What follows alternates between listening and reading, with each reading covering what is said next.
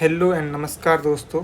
आज हम डिस्कस करेंगे कि सी सेट की तैयारी कैसे की जाए, सी सेट को हम किस तरह से बेस्ट वे में तैयारी करें ताकि हमारा सी सेट किसी भी सूरत में ना रुके। तो सबसे पहले स्ट्रेटजी की बात करेंगे। तो हम लोग पहले एक सिलेबस का ओवरव्यू ले लेते हैं। सिलेबस में क्या होता है, मैथ जिसे क्वांट भी बोलते हैं, पहला सेक्शन ये है। फिर है अपठित गद्यांश, कॉम्प्रिहेंशन बोलते हैं इसको, कॉम्प्रिहेंशन, ठीक है। फिर आया तर्क और रीजनिंग आ गया। फिर आया डेटा प्रबंधन। फिर आया संचार कौशल और निर्णयन। आजकल इन पे रिलेटेड क्वेश्चन पूछे जा रहे हैं तो उनके लिए, ठीक है। तो मोटे मोटे ये कुछ 6 सेक्शंस है, उनको मैं मोटे मोटे एकदम बेसिक समझेंगे। मैं आपको यहाँ पे बेसिक्स भी समझा दूंगा कि इस टॉपिक का मतलब क्या होता है, एग्जैक्टली मतलब क्या होता है वो आपको समझा दूंगा, ठीक है। तो मोटा मोटा ये 6 सेक्शन है। और आपको मैं पहले आपको बेसिक्स बातें समझा देता हूँ, लास्ट में मैं अपनी स्ट्रेटजी क्या रखनी चाहिए उसके बारे में, ठीक है। तो हम मैथ की बात करें, जो मैथ में क्वांट की बात की मैंने, उसमें हमें आधारभूत मैथ का है। आधारभूत मैथ की जानकारी होनी चाहिए, क्या क्या, परसेंटेज और भिन्न। देखो, इसको फ्रैक्शन बोलते हैं, इसको परसेंटेज बोलते हैं, ठीक है। प्रतिशत और भिन्न। भिन्न में क्या, भिन्न मतलब 3/4, ठीक है। किसी चीज़ का 3/4, तो 1 से गुणा करो 3/4, ठीक है। मतलब ये टोटल भाग है, किसी चीज़ के में इतने चीज़ें हैं, 4 है, उसमें से हमने 3 को सेलेक्ट किया, ये है फ्रैक्शन, ठीक है। अगर मान लो 5/4, मतलब 4 ही चीज़ें है लेकिन इसमें 5 भाग, तो मतलब 4 तो है ही, प्लस 1 और है, तो मतलब 1 प्लस कुछ एक्स्ट्रा होगा, 1 प्लस कितने में हो, 25, ठीक है, समझ गए। तो मतलब फ्रैक्शन का मतलब होता है कि कितने हिस्से में कितना है, भाई टोटल कितना है, उसमें से ये ऊपर वाली संख्या उसका हिस्सा है, और टोटल कितने आएगा, जो नीचे हर में होगा वो होगी टोटल नंबर, टोटल संख्या या टोटल भाग, और जो अंश में होगा, इसको अंश बोलते, ये हर होता है, अगर बेसिक्स आपको पता ही होगा मैक्सिमम, और ये होगा उसका हिस्सा, ठीक है, ये होगा अंश, ठीक है। हिंदी में अगर हिंदी में बात करें तो। और परसेंटेज क्या है, परसेंटेज को अगर हमें कन्वर्ट करना, 3/4 × 100 से गुणा कर दो, तो ये कितने बचे, 25, और 25 या 75, ये 75%, 3/4 75। तो जो भी ये फ्रैक्शन को अगर कन्वर्ट करना उसको, और उसको वैसे उल्टा करना तो भाग दे दो। अगर मान लो परसेंटेज है इसमें, ये भाग दे दो, तो ये 3/4 आ जाएगा आंसर। कभी भी फ्रैक्शन वगैरह इनमें आपस में चेंज करना हो तो अब मैं अभी बेसिक चीज़ें ही पढ़ाऊंगा, आपको एडवांस लेवल की मैथ नहीं पढ़ा पाऊंगा। आपको बेसिक्स ये ध्यान रखना है कि इसका मतलब क्या था। मैंने दोनों टॉपिक साथ लिखने का पर्पज़ क्या था, ये था कि इन दोनों को एक्सचेंज किया था। तो फर्स्ट टॉपिक ख़त्म। परसेंटेज क्या है, परसेंटेज है कि और हमेशा ध्यान रखना, जिसके पीछे का लगा हुआ उसी को ही आधार बनाना। जैसे मैं आपको एक एग्जांपल के लिए बता रहा हूँ, मैथ में क्या नॉर्मली हम परसेंटेज या प्रतिशत में क्या होता है, जैसे मान लो कहते हैं ना कि एक खराब थी तुला, जो तोलने वाली होती है ना, वो तुला खराब थी, तो फिर पता है जितना वो माप रहा है, मान लो जैसे उसने क्या कि 80 ग्राम 800 ग्राम था, 100 ग्राम का 1000 ग्राम का एक, मतलब 1 किलो का कोई मापने वाला था, लेकिन उसने क्या किया कि उसने केवल ये जैसे ख़राब तुला थी ना, उसके चलते क्या किया, उसने क्या किया 800 नीचे 200 ग्राम का दूसरा किसी के और लगा दिया, जैसे कि 800 ग्राम तुल रहा है, तो जितना 800 ग्राम है उसका परसेंटेज पूरा जाएगा। हमेशा ध्यान रखना, जो लॉस होगा तो वो 800% की 800 ग्राम के हिसाब से लगेगा। तो हमेशा ध्यान रखना, जहाँ का सेट है उसी का ही परसेंटेज होगा। तो मेनली लड़के क्या करते हैं, सीधा ही उसका देगा, लेकिन जिसके साथ ये एडजस्ट हो रहा है ना, उसी का ही किया जाएगा। तो मैं मेनली यही डिस्कस करूँगा कि 800 ग्राम के साथ आपको एडजस्ट करना है। तो मेन टॉपिक यही है। फिर भिन्न में यही बात आ गई, सेम। तो हम लोग अब दोनों पे डिस्कस कर चुके। हाँ, हमने ये देखा कि पहला टॉपिक हो गया भिन्न और प्रतिशत। फिर नेक्स्ट टॉपिक है संख्या पद्धति, नंबर सिस्टम, ठीक है, ये नंबर सिस्टम। अब नंबर सिस्टम में क्या टॉपिक होता है, नॉर्मली नंबर सिस्टम में जैसे नंबर क्या होते हैं, भाजकता का नियम हो गया, किस में किसका भाग जा सकता है, ये वाले टॉपिक है। अभाज्य संख्या किसे कहते हैं, पूर्ण संख्या किसे कहते हैं, इससे रिलेटेड बहुत क्वेश्चन आते रहते हैं। तो इनको आप रट लो सभी। अभाज्य क्या होता है, पूर्ण क्या होता है, प्राकृत क्या होता है, और ये हो गया पूर्णांक क्या होता है, इन सब के बारे में बेसिक जो नंबर रहे सभी। स्थानीय मान क्या होता है, जैसे मान लो पूछा जाता है ना कभी कभी नंबर चेंज करने पे क्या उसके बीच का अंतर ये है, तो वो ऐसे कुछ जान, तो उसमें नंबर से हमें इस एक स्थानीय मान पता होना चाहिए कि ये जो डिजिट है इसका स्थानीय मान क्या है। तो मोटा मोटा पता चला कि इसमें क्या संख्या की जानकारी आपको लेनी है बेसिक रूप में। एलसीएम क्या होता है और एचसीएम क्या होता है। एलसीएम देखो, जो ये है लोएस्ट और ये है हाईएस्ट, ठीक है।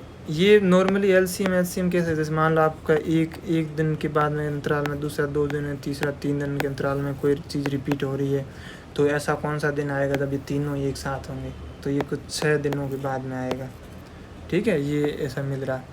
तो ये बेसिक चीज़ें हैं, उसको सोल्व करने में एलसीएम एचसीएम का यूज़ किया जाता है। एचसीएम क्या है, हाईएस्ट मतलब ये तो आएगा ही आएगा।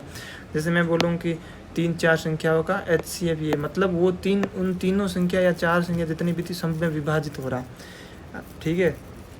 तो उसको बोलते हैं एचसीएफ, मतलब इन जितनी संख्या दी हुई है उसमें सब में ये कॉमन है, तो ठीक है। फर्स्ट एचसीएफ हो गया, तो इसी को बेस ये है। बाकी आप थोड़ा सा तैयार करना अपने लेवल पे, अपने एडवांस लेवल पे, हम ट्राई करेंगे वहाँ पे भी। फिर है अनुपात और समानुपात। अनुपात मतलब देखो किसी को आपको आधार मानना है, फिर उसके इस अनुपात में ये क्या है, जैसे मान लो मैं बोलूँ कि 4:3, मतलब जब ये 4 होगा उसके साथ ये 3 होगा, जब ये 8 होगा तो ये 6 हो जाएगा, समझ में आएगी। ये डबल हुआ तो ये भी डबल होगा। आर यू जस्ट कि जितना इसके साथ गुणा होगा उतना ही इसके साथ गुणा होगा, हमेशा ध्यान रखना। अगर बढ़ेगा जुड़ेगा तो अब परपोर्शनेट जुड़ेगा, फिर इसके गुणा में गड़बड़ी नहीं होनी चाहिए, इस टाइप में जुड़ेगा, ध्यान रखना। हमेशा जोड़ एग्जैक्टली बैठे इसका ज़रूरी नहीं है। कभी कभार मान लो एक इस साइड जोड़ो इस साइड 5 हो जाएगा, 5 के साथ 4 वो बैठेगा नहीं, ठीक है। लेकिन गुणा हमेशा एग्जैक्ट संख्या से ही होगा, ध्यान रखना। समानुपात यही होता है, जैसे 1:2 समानुपात, फिर इनको आपस में जोड़ना पड़ेगा और इनको ऐसे होगा, ये आपस में बराबर होंगे और ये आपस में बराबर, इनको गुणा, तो मतलब ये 1:2 मतलब एग्जैक्ट वही आगे वाली संख्या का है, ठीक है। जैसा इसमें होगा, जैसे मान लो ये 1:2 तो यहाँ पे 2:4 ऐसे होगा, तो ये 4 हो गया 4, तो मतलब समझ आए, ये समानुपात होता है, मतलब ये दोनों का अनुपात इन दोनों का अनुपात एग्जैक्ट है, ठीक है, सेम है। तो इसी टाइप में ये हमेशा ध्यान रखना इसको सोल्व करने के बाद। पहली बेसिक चीज़ ये है, मतलब ये दोनों आपस में इंटरलॉक्ड रहे, और जितना वो बदलेगा उतना वो बदलेगा, ये समानुपात का मतलब था। फिर हानि लाभ हो गया, बट्टा, ये सब आते हैं। तो हानि क्या लाभ क्या पता है, जैसे मान लो आधार हमेशा रखना ध्यान, आपका खर्चा कितना है हमेशा याद रखना, आधार वही रहेगा, ठीक है। बेस रेट, ठीक है, वो क्या, अगर आपने बेच दिया है वो रेट नहीं, आपका खर्चा कितना हुआ है, मान लो आपने किसी से ख़रीदा है तो वो उसकी बेस रेट है, ठीक है, जिसने बेचा। तो पहले ये हो गया, उसी के आधार पर हानि और लाभ को ज्ञात किया। फिर समय कार्य ये हो गया, या टंकी खाली, ये दोनों ही एलसीएम से ही होते हैं, ठीक है। समान समय और कार्य को ज्ञात करने का एलसीएम विधि, ये भी एक सिंपल ही है। जितना टाइमिंग हम लोग एक बार डिस्कस करेंगे, अभी इतना इसमें बेसिक्स नहीं कर पाएंगे। उसका बेसिक मोटा पता चलना, काम के रिलेटेड भी क्वेश्चन पूछा जाता है, ये इतने काम में ये कर सकता है एक व्यक्ति का, ये वाला क्वेश्चन पूछा जाता है, तो वो हो गया। फिर भागीदारी पार्टनरशिप के रिलेटेड क्वेश्चन आते हैं। पार्टनरशिप में हमेशा ध्यान रखना, जैसे टोटल जितना भी इन्वेस्टमेंट हो गया, जितने लोग इन्वेस्टमेंट कर रहे हैं उनका समय और राशि दोनों ध्यान रखना, दोनों का हिसाब से ही प्रॉफिट शेयर होगा। मान लो मैंने 5 महीने का काम किए, 5 महीने के लिए पैसे जमा किए और 10 लाख जो, वहीं किसी ने 10 महीनों के लिए किए लेकिन 2 लाख, तो इन दोनों को गुणा करके कितना आ रहा, कि हम दोनों आप बराबर है कि नहीं, ये ध्यान रखना। तभी जाके फिर उनमें जितना भी शेयर आपस में दोनों को समय और राशि को गुणा करो, फिर देखो अच्छा फिर उसकी मान कितना आ रहा है और दूसरा जिस उसका मान कितना आ रहा है, फिर वो देखो कितना अलग है, उन दोनों का जोड़ के फिर परसेंटेज निकालो। अच्छा, फिर परसेंटेज कितने निकल रहे हैं उस हिसाब से सोल्व करो, हमेशा ध्यान रखें। अब इसके रिलेटेड क्वेश्चन अभी रेगुलरली पूछे जा रहे हैं, तो आप इसके लिए प्रिपेयर रहें। क्या प्रिपेयर रहना है कि भागीदारी में हमेशा याद रखना, जितना टाइम और मनी उन दोनों को गुणा करके जो उनका जितना भी वैल्यू है टोटल में, total investment is equal to राशि इनटू टाइम। ये इम्पोर्टेंट है, ध्यान रखना। टोटल इन्वेस्टमेंट क्या होगा, जितना धन आप इन्वेस्ट करते हो उसके साथ टाइम भी याद रखना। फिर मिश्रण और संयोजन, एलिगेशन, किसी चीज़ को आप मिश्रित कर रहे हो, इसका भी ये है कि मिश्रित के बाद में चेंज किया हुआ, पहले क्या था इसको ऐसे गुना ऐसे निकालना, इसमें क्या आएगा 0, इसमें क्या आएगा 1, तो कुछ इस तरह से अनुपात में है और 2 बन गया। ये है ही नहीं, यही है।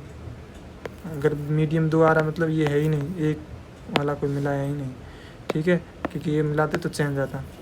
तो इस टाइप में निकालना है। नेक्स्ट क्वेश्चन है मिक्सचर, ये मिलाने की बात करते हैं ना, तो उसमें मिक्स कैसे करें, कितने परसेंटेज वाला, वो बात आ गई, ठीक है। फिर नेक्स्ट टॉपिक है समय और दूरी। इसको ज्ञात करने का एक ही है, क्या है, दूरी इज इक्वल टू देरी इज इक्वल टू वेग इंटू समय, गुणा करना दोनों को। इसी से ही फॉर्मूला है, हमेशा ध्यान रखना, जो मान दिया है उसी से ही सोल्व करना है और ट्राई करना है। चेंज करने वाली भी पता होगा आपको मैक्सिमम, कि इसको अगर 5/18 से गुणा करना है या 18/5 कैसे करना है। अगर बड़ी संख्या से छोटी संख्या में जाना है तो ये होगा, छोटा ही है ना ये संख्या, ये बड़ी है, तो बड़ी क्या होगा, किलोमीटर प्रति घंटा बड़ा है। अगर उसमें इसको चेंज करना तो 18/5, और इसको इसमें चेंज करना तो 5 किसमें, मीटर पर सेकंड में चेंज करना है तो ये आएगा, क्योंकि ये छोटी है और ये इकाई भी छोटी है, ध्यान रखना। ब्याज के दोनों ही पता है, चक्रवर्ती और इन दोनों का। साधारण के क्या है, मूलधन, इनको समय तो ये हो गया, और चक्रवर्ती में क्या होगा, मूलधन 1 प्लस और ब्याज की दर बटे 100, फिर इसके ऊपर 4, क्योंकि ये मतलब रेगुलर बढ़ते रहते हैं। पुराने वाले में जितना भी बढ़ा पैसा उसी के ऊपर भी ब्याज लगता है, ब्याज भी ब्याज लगता है, तो इसलिए एक फ्रीक्वेंसी के साथ बढ़ता रहता है, ठीक है। फिर नेक्स्ट चीज़ आ गई आयु और औसत। एवरेज क्या होता है, जितने भी आपको मद दी है, मद मतलब जितने भी चीज़ें दी हुई 1 2 3 4, वो चीज़ों के भाग में दो और उनके आपस में जोड़ दो, जो भी आए उसका एवरेज निकलेगा इस हिसाब से। फिर आयु का आपको हमेशा इक्वेशन बनाना पड़ेगा। जैसे ही बोले कि आज से 10 साल पहले x की आयु ये थी, तो x माइनस आज की आयु x है, 10 साल पहले ये थी, ये इक्वल टू है आज की y की आयु के, तो ये फॉर्मूला बना। ऐसे ऐसे 2-3 और 1-2 समीकरण बनेंगे, उनके साथ एडजस्ट करके इसको सोल्व करना। हमेशा ध्यान रखना x का माइनस करना है, प्लस करना। अगर मान लो भविष्य में ये होगा तो उसके साथ उतनी ही ये टाइम जोड़ देना। इस टाइप से सोल्व करोगे तो ये बेसिक इसका यही है, ठीक है। हम लोग इसको अगर प्रैक्टिस करेंगे तो अलग लेवल पे कर सकते हैं, लेकिन बेसिक्स जो चीज़ें है वो ऐसे सोल्व होती है, ठीक है। नेक्स्ट है परम्यूटेशन। परम्यूटेशन क्या होता है, मैं बेसिक्स बता देता हूँ। परम्यूटेशन का मतलब होता है कि जैसे मान लो आपके पास कुछ चीज़ें दी है, उसको सीक्वेंस करना है। क्या करना है, सीक्वेंस, और सीक्वेंस में कुछ भी चेंज करेंगे, ठीक है, कुछ भी चेंज करेंगे तो वो चीज़ नई हो जाएगी। और कॉम्बिनेशन ये है ग्रुप बनाना है। वो हो सकता है ग्रुप में किसी भी तरह तितर बितर हो सकते हैं, लेकिन ग्रुप बनना चाहिए। दोनों में फ़र्क इतना ही है। यहाँ पे क्या है, एक सीक्वेंस है, सीक्वेंस में कभी गड़बड़ नहीं होना चाहिए, लेकिन यहाँ पे सीक्वेंस का कोई इंपॉर्टेंस नहीं, यहाँ पे ग्रुप बनाना है आपको बस, ठीक है। कंप्लीट। नेक्स्ट है प्रायिकता। प्रायिकता क्या है कि टोटल जितनी भी चीज़ें हैं उसमें से आपको स्पेसिफिक चीज़ कितनी है उसको बताना। वो हमेशा 1 से कम ही होगी, क्योंकि 1 तो कुछ भी हो सकता है, ठीक है, समझ में आई। तो आपको टोटल कुछ चीज़ दी है वो तो ज़्यादा ही होगी, उसमें से कुछ चांस है, तो 1 है तो ये 1 है, 10 है, 5 है, जो भी है, तो हमेशा 1 से छोटा होगा। ये हो गया आपका प्रायिकता टॉपिक ख़त्म। अब नेक्स्ट आया तार्किक बुद्धिमत्ता। घड़ी से रिलेटेड पूछा जाता है, उनके बीच का कौन पूछा जा सकता है, उल्टी घड़ी ये पूछा जाता है, घन घनाभ ये पूछा जा सकता है, कैलेंडर के बारे में फॉर्मूला भी है, और फिर उसके भी है। रक्त संबंध में हमेशा आप ये जैसे ये किसी के लिए शादी के लिए, ये पुरुष के लिए, ये महिला के लिए, ये बेटे के लिए ऐसा यूज़ कर सकते हो। ये बहन भाई के रिलेशन के रिलेटेड हो गया, भाई जो भी है ऐसा बनाते था, तो वो डायग्रामेटिक अप्रोच बना के और उसको जो जो इन्फॉर्मेशन। दूरी और दिशा हमेशा लेफ्ट एंड राइट का ध्यान रखो, नॉर्थ साउथ का ये ऐसे ध्यान रखा करो। संख्या श्रेणी होती है, जो संख्या एक सीक्वेंस से बढ़ती है। शब्द श्रेणी भी थी, ABCD ऐसा कुछ यूज किया हो। श्रेणी हो गई क्या हो गया, मतलब आपको एक सीक्वेंस दी कि इसमें 10 जने लोग हैं, 7वें पे इस साइड से 7वें पे बैठा है, इस साइड से 5वें पे बैठा है, तो क्या उसके बीच में क्या गैप है। हो सकता है पूरा मैंने 10 कह दिया, वैसे नहीं कहा है, डायरेक्ट ही बोल दे कि दाएं हाथ से इतना, बाएं हाथ से इतने लड़के हैं और इन दोनों के बीच में गैप। अब थोड़ा डिफिकल्ट भी पूछते हैं, लेकिन बेसिक्स इससे रिलेटेड आ गया, ऐसा क्वेश्चन भी पूछते हैं। फिर नेक्स्ट है अपठित गद्यांश के रूप में क्या। यूपीएससी का माइंडसेट पढ़ने के लिए आप उसके सारांश हो गया, मुख्य उद्देश्य पूछ लिया, पूर्व धारणा पूछ ली, मुख्य संप्रेषण। पूर्व धारणा मतलब इससे क्या क्या डिराइव किया जाता है। सारांश का मतलब आप पता है, मुख्य उद्देश्य भी बताए कि उसके पीछे का क्या है, मुख्य संदेश क्या देना चाहता है, ये भी सारांश मतलब।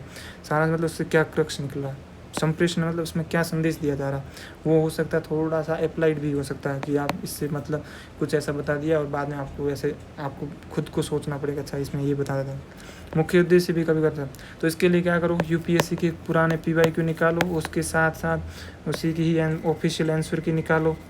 फिर आप ऐसे करो, सोल्व करो अपने लेवल, फिर आंसर की से मिलाओ। अगर आपको जो गड़बड़ी लगे फिर वापस उसको आंसर और दोनों को मिलान करो और समझने की कोशिश करो, अच्छा इसमें बाकी वाले स्टेटमेंट में क्या गलती थी जिसके कारण ये माना नहीं है। इस लेवल पे आप हमेशा एनालिसिस करो, तो आपको समझ में आएगा चीज़ें कि कैसे हो रही। बाकी थोड़ा इंग्लिश वाला भी उसके साथ साथ देखो, अगर आपकी ठीक है तो उस पर भी ट्राई करो, ताकि आपको कभी कभार मान लो ऐसी सिचुएशन आए तो एग्ज़ाम में आप सोल्व कर पाओ, ज़्यादा हड़बड़ाहट नहीं। तो ये भी इस पर साथ साथ करो। क्या करना है, पेपर लेना है पुराने वाले, उसको खोल के रखना, साथ में आंसर भी। आंसर उस समय नहीं देखना, बाद में देख लेना, लेकिन पहले इसको मिलाते रहो। स्टार्ट वाले ऐसे करो, फिर धीरे धीरे आपको माइंड सेट बन जाएगा कि अच्छा यूपीएससी किस तरह से कहाँ ट्विस्ट कर रही है, क्या बात लिख रही है और एग्जैक्ट बात को कैसे पकड़ना। आप इस पर प्रैक्टिस कर सकते हो। लास्ट वाले एग्जाम को, लास्ट वाले जो भी पेपर हैं उनको आप बैठ के सोल्व करने की अपना मतलब प्रैक्टिस करो, ताकि आप उस थॉट्स के साथ जिए। डाटा प्रबंधन, कुछ आपको डाटा दिया गया होगा, उसी से डिराइव करके आपको इन्फॉर्मेशन, अगर आप उत्तर दे पा रहे हो नहीं दे पा रहे हो तो कितने स्टेटमेंट, आपको यहाँ पूरा वक्त नहीं रहना, ना पूरा जो पहले कोई ज्ञान था उसका उपयोग करना, बस आपको इतना जो दिया हुआ है उसी से ही बताना है। तो आपको जो उस समय बेस्ट डिसीजन लग रहा है, बेस्ट डिसीजन है, उसको क्या सोल्व कर पा रहे हो नहीं पा रहे हो, कितना वो जो सूचना दी वो कितना इंपॉर्टेंट हो पा रही, तो इस पर रिलेटेड ही बात करनी है। ठीक है, ये बात खत्म। फिर नेक्स्ट आया संचार कौशल। आपको कम्युनिकेशन स्किल पे बात करनी है। कम्युनिकेशन स्किल क्या है, संचार। जो भी आपको कुछ चीज़ें दी जाएगी कि इसने ये बोला, इसने ये बोला, फिर लास्ट में आपको बताना है कि इसका क्या मतलब। कोई बोलेगा इसने झूठ बोला है, उसने झूठ, तो वो आपको पकड़ने के लिए अभी हाल फिलहाल में क्वेश्चन यूपीएससी पूछना स्टार्ट कर दी, तो उससे रिलेटेड भी आप प्रैक्टिस करो।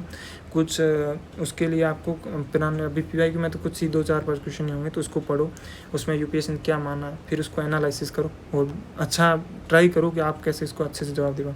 फिर निर्णय, देखो परिस्थिति और स्थिति आपको क्रिएट की जाएगी और उसके बाद में आपको कुछ डिसीजन लेना है, तो उसके ऊपर आपको कैसे आप तार्किक रूप में निर्णय लेते हो, आपको जो सूचना दी उसको कैसे आप यूटिलाइज करके बेस्ट आंसर दे पाते हो, उसी के ऊपर आपको अपने आप को बिल्ड करना है। ये भी आप पीवाईक्यू भी देखो और उस हिसाब से करो। तो ये कैसे करोगे, तार्किक निर्णय, इसमें भी पूर्वाग्रह नहीं होना चाहिए। आपका हमेशा यही है कि जो भी आपकी सूचना दी है उसी से ही आप आंसर निकालोगे। ठीक है, अभी नेक्स्ट चीज़ है एग्ज़ाम डे क्या करना। एग्ज़ाम डे ये करना है कि पहले आप टेस्ट जितने भी दे रहे हो उससे कुछ जो सीखे है उसको इम्प्लीमेंट करना है। हमेशा ध्यान रखना, कुछ बिना फालतू गड़बड़ी नहीं करनी। दूसरा, पहली सीखिए। दूसरा ये है कि आपको एग्ज़ाम में जाके कुछ स्ट्रेटजी चेंज करनी पड़ सकती है, तो आप उसके लिए रेडी रहे, हमेशा रेडी रहे, कभी भी नहीं घबराना, हमेशा रेडी रहना।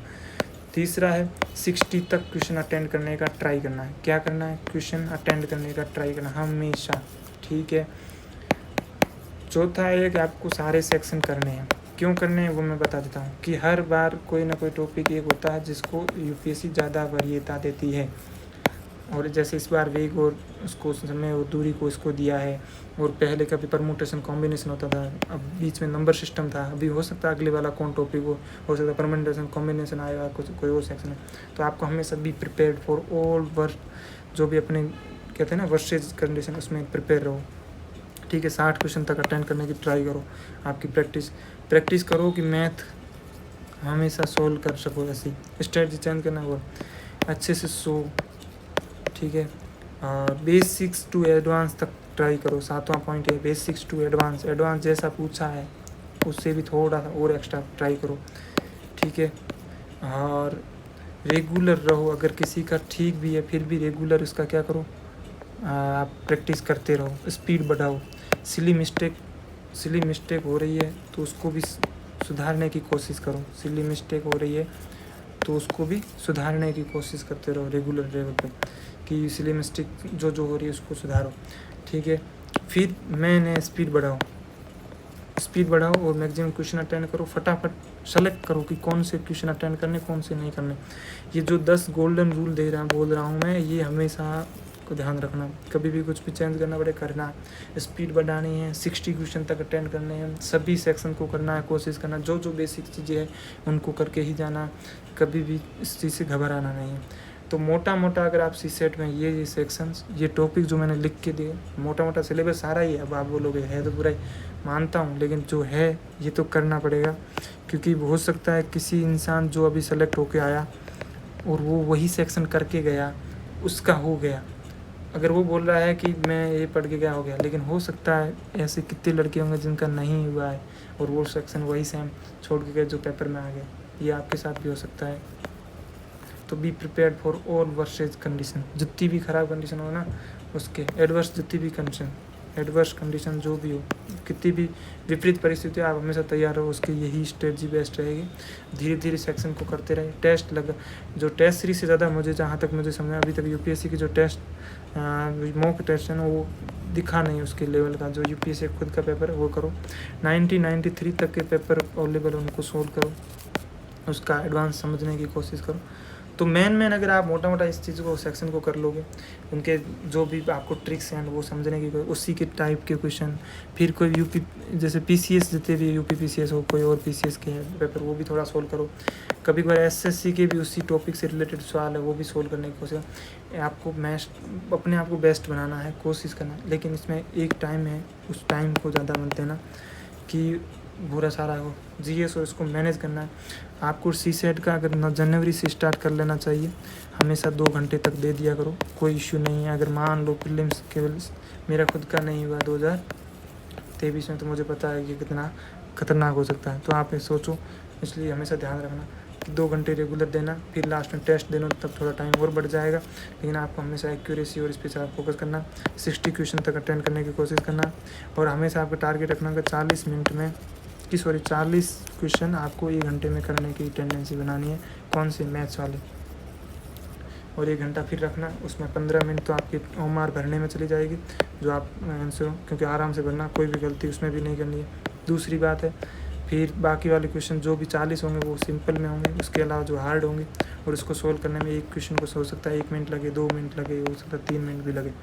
तो उसमें बाकी वाला जो क्वेश्चन है, मैक्सिमम 20 क्वेश्चन ही अटेंड हो पाएंगे, या थोड़ा स्पीड होगी तो 30 हो जाएंगे, तो आप 40-70 क्वेश्चन के समथिंग पहुंच जाओगे, तो फिर आप काफ़ी सेफ रहोगे। अगर 60 भी होगा तो भी सेफ। मैथ और अगर ओरिएंटेड है और उनकी एक्यूरेसी अच्छी है, तो फिर वो 50 तक तो जाना ही चाहिए, भले कितनी भी एक्यूरेसी अच्छी हो।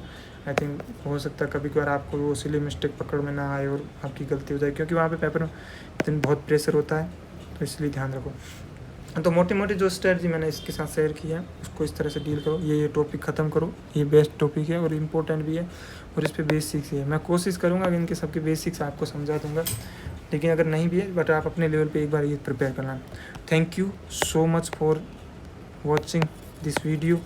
आई always try to do best for you as possible as, ताकि आपको किसी भी तरह की कोई भी गाइडेंस का इशू ना आए। मैक्सिमम जो चीज़ें, देखो मैं वो चीज़ें नहीं करवाऊँगा, ना कहूँगा कि ये करके छोड़ दो, वो छोड़, नहीं, कुछ जो है वो मैक्सिमम करके जाओ।